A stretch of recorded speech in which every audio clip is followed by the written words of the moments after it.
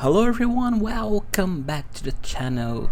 So on this video I'm going to show you how to delete birthday wishes on Facebook. Could be on your browser Facebook, on your Android or iPhone Facebook, doesn't matter, okay? The first thing you need to do is to open Facebook, then you go to the profile icon on the top right button, okay?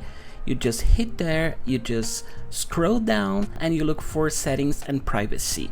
You just hit there and go to settings, okay? And you look for notifications button, or you just type notifications and you find this button, okay? You just scroll down a little bit and you go to birthdays. Once you do this, you just turn off the notifications and everything will be fine for you. You won't receive any birthday notifications, any birthday wishes on your timeline, and you'll be fine, okay? You just confirm that, and that's it. That's up for today's video. I hope you enjoy, I hope you learn it. I see you on the next one. Bye bye.